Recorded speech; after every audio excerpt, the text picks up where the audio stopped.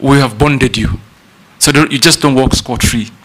Mr. Speaker, you've answered all the questions. I think I have answered all the questions. Good. I thank you. Those who have never heard of Ali Mazrui, I encourage you to read a few of his books. Africans, A Triple Heritage, Africa's International Relations, and Africans from Slave Ship to Spaceship. Mr. Speaker, if you have some extra copies, I'm going to pick some from you. Pardon? Good. If you have some extra copies, I'll pick some from you. If you've read, unless you're collecting them. I'll share with you. Naisula? Thank you, Chairman. To the nominee, during your preamble, you thanked His Excellency the President for nominating you, and that is why you're before this committee. You are in public having said, and I quote you, "I don't ever dream of engaging with Ruto. Mimi niongee na Ruto? Niongee na Ruto nini?" I want to put it to you that if this committee nominates you and the National Assembly approves you, you'll be sitting in a cabinet where His Excellency the President will be chairing. I would like to know whether mutaongea nini kwa hiyo cabinet. But that's beside the point. I want to get to the real issues. But that's also a very valid question, because it will be important to know how you will engage as the minister, if approved, cabinet secretary, and with His Excellency the President.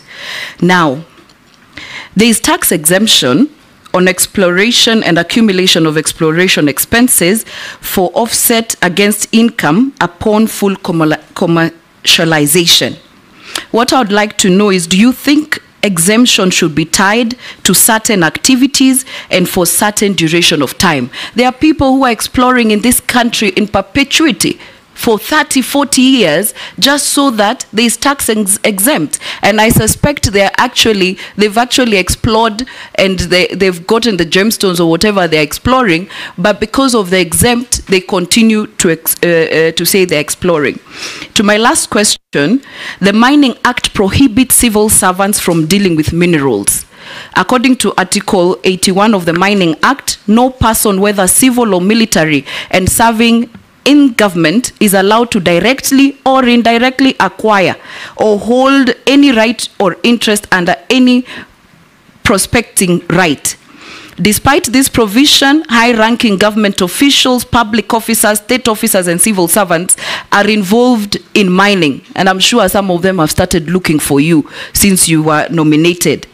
What mechanisms and plans will you put in place to ensure that revenues from gemstone mining do not end up in the pockets of cartels without disclosure? Actually, I thought cartels are only in agriculture, health. I've come to realize during this appointments committee, cartels are everywhere, including mining. And how do you intend to protect and shield communities from unscrupulous miners and cartels? Nelson Koech. Mine also was a quick one too, on the same gemstone. Late last year, the president had this launched, it's called a Voi Gemstone Value Addition Center. It is ill-equipped, nominee. I don't know what you will do to make sure that there is value for money, and the small-scale miners are also able to be, are able to sell their mines in Voi Additional Center, Gemstone Additional Center. Number two is the mining law sets up several mechanisms which Kenyans can enjoy direct benefits from minerals. That is, for every sale of mineral proportion of value of mineral is paid to the government as royalty, which is shared between national and county government and mining communities in the ratio of 70, 20 to 10, respectively. How then will you do differently to ensure the same is adhered to mining communities and county benefits? Nominee.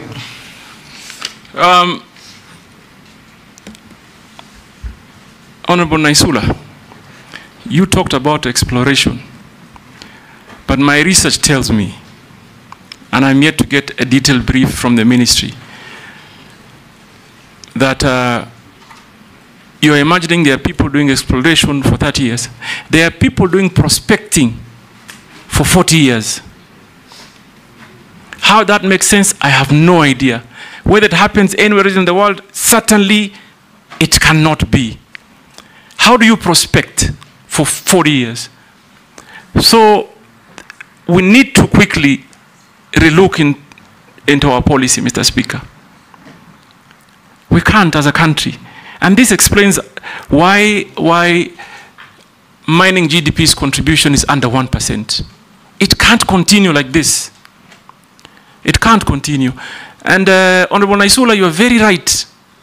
If you thought you saw cartels, I've come to learn within this short period of time that I've been nominated, there are greater cartels in the mining industry.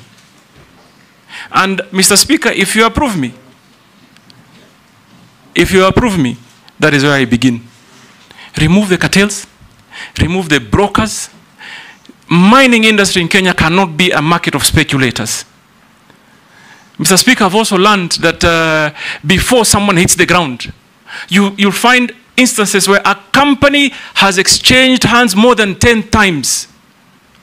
Someone has gone, applied for a license, given a license, sold it to the speaker, then sold it to Naisula, then sold it to Owen, then sold it to some farm in Canada, that one sells to China.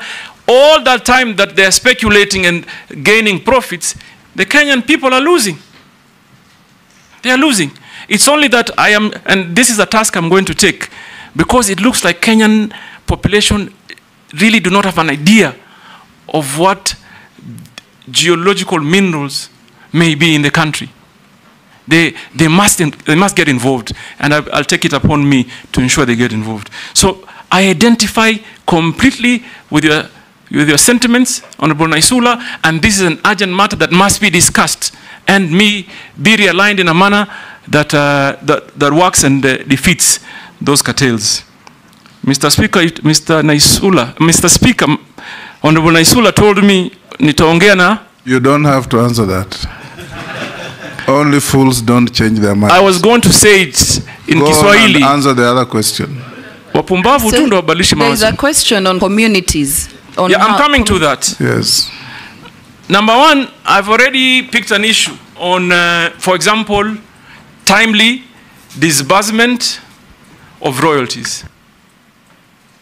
Mr. Speaker, I was talking to some people from Taita Taveta County, some community, who told me they have not received their share of royalties on a certain mine for the last 7 years. That can't work. What we need to quickly do is to ensure we create systems that function. And number one priority is that the Kenyan people primarily should be priority in terms of receiving their royalties and benefits. Mr. Speaker, we also have to have a conversation. I am looking forward, for example, to quickly engage the counties. The counties, according to the current law,